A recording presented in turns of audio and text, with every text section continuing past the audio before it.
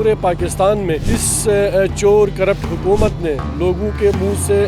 نوالت تک چھینا کہ اگر یہ ٹولہ مزید 2-4 مہینے تک بھی اس ملک میں مسلط رہتا ہے تو یہ ملک برائے نیلام نہ ہو۔ خان صاحب کی ایک کال پہ انشاءاللہ جیل برو تحریک کا سب سے پہلا حصہ انشاءاللہ گلگت بلتستان ہوگا۔ شہباز شریف جس کو ہم رنگیلا 11 کے نام سے وہ مشہور ہے، یہ جو فیصل آباد کا یہ مچھو والا جو چمگادڑ ہے رانا ثناء اللہ، ہم تو کہیں گے کہ ذرا آؤ خوشبو لگا کے گلگت رانا ثناء اللہ، میں بھی وزیر داخلہ ہوں، میں تمہیں بتاتا ہوں کہ ہوتا کیا ہے تمہارے ساتھ۔ السلام علیکم جی، نیو ڈیجیٹل کے ساتھ میں ہوں روبا عروج اور اس وقت زمان پارک کے باہر موجود ہوں۔ میرے ساتھ اس وقت گلگت بلتستان کے ہوم منسٹر موجود ہیں جو کہ خصوصی طور پر یہاں لاہور میں زمان پارک پر جو عمران خان کے ساتھ اظہار یکجہتی اور پہرے داری کے لیے آئے ہیں۔ جب سے جیل بھرو تحریک کا اعلان کیا گیا ملک بھر سے لوگ آ رہے ہیں۔ منسٹر صاحب سے بات کرتے ہیں اور جانتے ہیں کہ کیا جوش و جذبہ ہے۔ السلام علیکم جی وعلیکم السلام، بہت شکریہ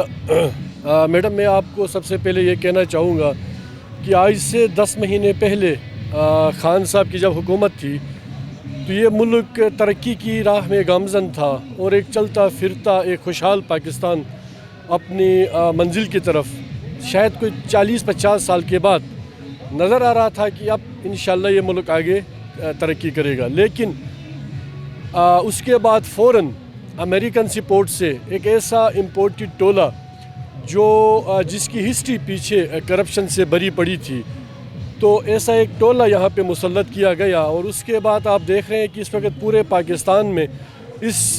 چور کرپٹ حکومت نے لوگوں کے منہ سے نوالت تک چھینا۔ ڈالر تقریباً 280-85 روپے پہ چڑھ گیا۔ پیٹرولیم کے ریٹ جب خان صاحب کی گورنمنٹ تھی تو اس وقت 130-140 روپے ریٹ ہوا کرتا تھا اور اس کے بعد آج 10 ماہ کے اندر تقریباً جو ریٹس پیٹرولیم کے ہیں وہ 350 کے قریب تک پہنچ گئے اور لگتا یہ ہے کہ اللہ نخواستہ اللہ نہ کرے کہ اگر یہ ٹولہ مزید 2-4 مہینے تک بھی اس ملک میں مسلط رہتا ہے تو یہ ملک برائے نیلام نہ ہو، اللہ نہ کرے۔ تو اب جو آپ نے مجھ سے پوچھا تھا تو میں زمان پارک پہ کھڑا ہوں اور یہاں پہ گلگت بلتستان سے سینکڑوں کارکنان اپنی قائد کی محبت میں پچھلے ہفتہ 10 دنوں سے یہاں پہ اس کے ساتھ کھڑے ہیں اور میں خود بھی آج ایک ہفتے سے یہاں پہ لاہور میں ہوں۔ خان صاحب سے ہماری ملاقات بھی ہوئی اور جیسے آپ نے کہا کہ جیل بھرو تحریک کے حوالے سے کتنا جوش و جذبہ ہے، میں صرف جی بی کے حوالے سے اگر بات سٹارٹ کروں تو جس دن خان صاحب کہیں گے، میں آپ کو ایڈوانس میں کہوں کہ ہمارے چیف منسٹر خالد خورشید صاحب کی قیادت میں ان سے لے کے ہمارا جو عام کارکن ہے اس تک تمام وزراء، تمام ذمہ داران، تمام عہدیداران اور تمام گلگت بلتستان میں جو ہمارے ہزاروں کی تعداد میں اپنے سپورٹرز ہیں، وہ تمام خان صاحب کی ایک کال پہ انشاءاللہ جس جیل میں ہمیں کہا جائے انشاءاللہ ہم وہاں پہ جیل بھرو تحریک کا سب سے پہلا حصہ انشاءاللہ گلگت بلتستان ہوگا۔ بالکل، اس میں کوئی شک نہیں ہے کہ جی بی سے بہت پیار کرتے ہیں لوگ خان صاحب سے، لیکن آپ کا سیاسی ویژن بھی ہے، آپ خود سیاست کرتے ہیں، ملک بھر کی سیاست کو دیکھتے ہیں، جی بی میں تو بڑے امپورٹنٹ فیصلے بھی ہوتے ہیں۔ کیا سمجھتے ہیں کہ حکومت چھوڑنا پنجاب میں اور پھر کے پی میں چھوڑنا، اب یہاں پہ مشکل حالات ہیں، خان صاحب کو گرفتار اگر کیا جاتا ہے تو کیا جی بی میں جگہ بنائی جائے گی ان کے لیے؟ لاہے عمل کیا ہے، آپ کو کیا بتایا گیا ہے؟ دیکھیں، جہاں تک آپ نے سوال پوچھا کہ کے پی کی گورنمنٹ اور پنجاب کی گورنمنٹ، میں کہتا ہوں خان صاحب اگر آج ہمارے چیف منسٹر کو ہمیں ایک اشارہ کہیں، ہم ایسی 1000 حکومتیں خان کے نام پہ قربان کرنے کے لیے تیار ہیں۔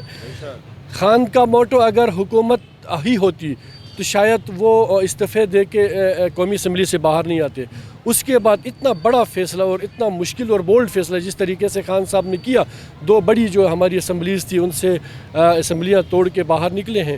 تو خان صاحب کا ایک ہی نیریٹو ہے کہ جب تک اس چور کرپٹ ٹولے کو اپنے منطقی انجام تک ہم نہیں پہنچائیں گے تو یہ شاید ملک ترقی نہیں کرے گا۔ اور شاید اسی لیے خان کے آگے فیڈرل گورنمنٹ ہو یا صوبائی حکومتیں ہوں کوئی میٹر نہیں کرتی۔ خان نے اس ملک کے دکھ درد کو اپنے سینے سے لگایا ہے، خان نے اس ملک کے غریب طبقے کی نمائندگی کی تھی، خان نے اس ملک کی جو ڈوبتی ہوئی معیشت تھی اس کو مضبوط کرنے کی پالیسیز دی تھی، خان نے اس ملک کے اندر جو دہشت گردی اور جس طریقے سے اس پورے ملک میں آپ کو پتہ ہے کہ ہزاروں ہمارے شہداء ہیں بم دھماکوں سے، خان نے اس تمام کے ساتھ جنگ لڑ کے خان نے ایک پرامن پاکستان کی بات کی تھی، لیکن امریکن اشاروں پہ جس طریقے سے ڈگڈگی پہ شہباز شریف، جس کو ہم رنگیلا 11 کے نام سے وہ مشہور ہے، اور جس طریقے سے مسٹر 10% زرداری ہیں جو 30 سے 40 سال تک اس قوم کو یہ بتاتے رہے کہ تم چور ہو اور تم چور ہو، لیکن آج جب ان کی کرپشن کی بات آئی اور آج جب اقتدار سے لوگوں نے ان کو ہٹایا تو انہوں نے وہ تمام کرپشن جو ایک دوسرے پہ 30-40 سالوں سے جو الزامات لگا رہے تھے وہ تمام سائڈ کر کے صرف اپنے ذاتی کیسز، اپنی ذاتی کرپشن اور اپنی ذاتی تسکین کی خاطر ایک دفعہ پھر سے ایک دوسرے کو جپیاں ڈالی ہیں، اور مجھے یقین ہے انشاءاللہ اب اس پاکستان ملک کے جو 20-22 کروڑ لوگ ہیں وہ اتنے بیوقوف نہیں ہیں جو آج سے 40-50 سال تک یہ بیوقوف بنا کے یہاں پہ حکومتیں بنائی گئی، لیکن اپنی ذات، اپنی فیملی اور اپنے بچوں کے لیے۔ ٹھیک ہے، اچھا جی بی میں آپ سیاسی ورکر ایک عرصے سے رہے ہوں گے، اب یہ آپ کے پاس منسٹری ہے، کیا تبدیلی آئی تھی پاکستان تحریک انصاف کی حکومت آنے کے بعد؟ جی میڈم، الحمدللہ گلگت بلتستان میں جب 2020 میں ہمارا الیکشن ہوا تھا نومبر میں،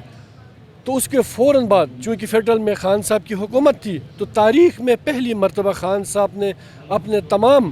جو ممبران ہیں ان کو 1 بلین روپے کا بجٹ دیا تھا، جو آج سے پہلے کبھی ہسٹری میں ایسا نہیں ہوا تھا، اور اس کے ساتھ 370 ارب روپے کا میگا انہوں نے ایک پیکیج ہمیں دیا۔ اس کے بعد سکردو کے اندر انہوں نے جو اسکردو میں ہمارا ایئرپورٹ تھا اس کو انٹرنیشنل ایئرپورٹ کا درجہ دیا۔ مطلب کچھ 40-50 سال کے بعد گلگت بلتستان بھی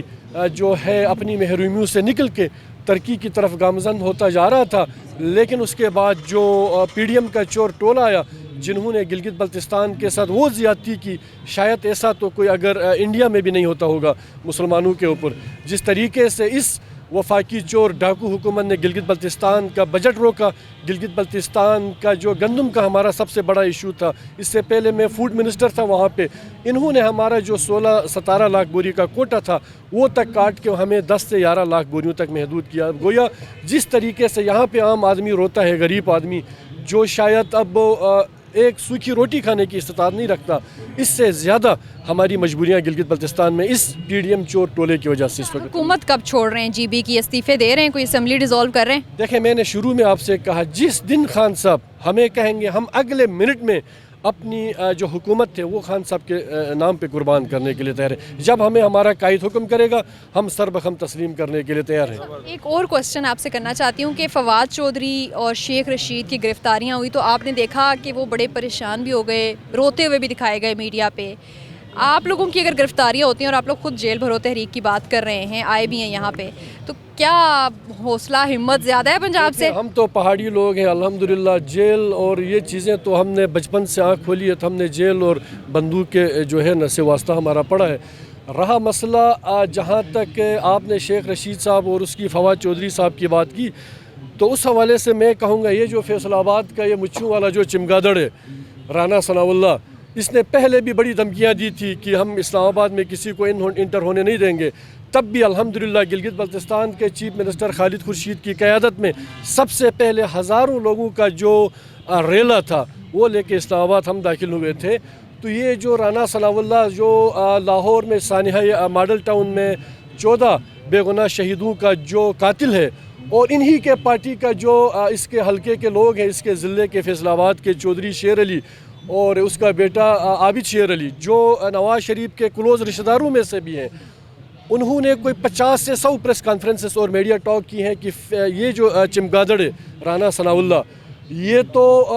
22 لوگوں کا وہاں پہ قاتل ہے، یہ تو لینڈ مافیا ہے، یہ تو قبضہ مافیا ہے۔ انہی کے اپنی پارٹی کے لوگوں نے اس کا جو اصل چہرہ ہے وہ قوم کے سامنے رکھا ہے۔ تو ایسے بد کردار چہروں سے اور ایسے کرداروں سے نہ ہم خوف کھاتے ہیں، ہم تو کہیں گے کہ ذرا آؤ خوشبو لگا کے گلگت رانا ثناء اللہ، میں بھی وزیر داخلہ ہوں، میں تمہیں بتاتا ہوں کہ ہوتا کیا ہے تمہارے ساتھ۔ اچھا، یہ تو میسج تھا رانا ثناء اللہ کے لیے، اپوزیشن کے لیے۔ اپنے پی ٹی آئی کے اندر جو چمگادڑ ہیں جو کہ خان صاحب کو غلط فیصلے مشورے بھی دیتے رہے، لوٹے بن گئے، بہت نقصان پہنچایا پی ٹی آئی کو، ان کے لیے کیا پیغام ہے؟ دیکھیں، خان صاحب اس دفعہ چونکہ آج ہم ایک ہفتے سے زمان پارک میں ہیں، جس طریقے سے اس وقت خان صاحب ایک میرے جیسے چھوٹے کارکن تک کو بھی ایکسیس دے کے ان کو اگر سنتا ہے تو شاید وہ ماضی کی چند غلطیاں اور تلخیاں تھی जहाँ पे ऐसी काली बेड़ें इस पार्टी के अंदर घुस गई। और जो खान साहब के ऊपर तो वो वक्त कड़ा आया था, मैं तो कहूँगा खान के ऊपर का वक्त पाकिस्तान के ऊपर बुरा वक्त समझते हैं और कड़ा वक्त। जब कड़ा वक्त आया तो वो जो काली भैंसें जो बेड़ें थी, उन्होंने जरदारी के जो है नोट दे के, जो उनके करोड़ों की ऑफर्स दे के उन्होंने जो अपनी औकात दिखाई, तो अब वो अपने हलकों में जा नहीं सकते। अब वो अपनी फैमिली के अंदर वो कम से कम कम्फर्टली बैठ नहीं सकते। तो इससे बड़ी सज़ा उनके लिए और क्या हो सकती है। लेकिन मुझे यकीन है कि अब के बाद इंशाल्लाह खान साहब ख़ुद से एक एक चीज़ को जिस तरीके से मॉनिटर कर रहे हैं, तो मुझे यकीन है इंशाल्लाह जेन्युइन लोग ऊपर आएंगे। और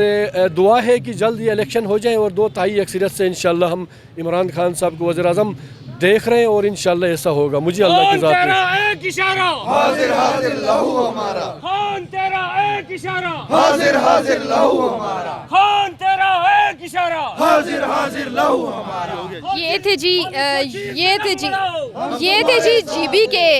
यहाँ पे जो डेलीगेशन आया हुआ है ज़मान पार्क के बाहर और बड़ी एक्साइटमेंट शो कर रहे हैं। और खान के ज़मान पार्क के बाहर पहरेदारी के लिए ये लोग यहाँ पे कैंप लगाकर मौजूद हैं। अब खान साहब पे अगर कोई ज़्यादा बुरा वक्त आता है तो लेट्स सी इनकी अमली परफॉर्मेंस क्या होती है। वीडियो आपको कैसी लगी कमेंट सेक्शन में ज़रूर बताइएगा।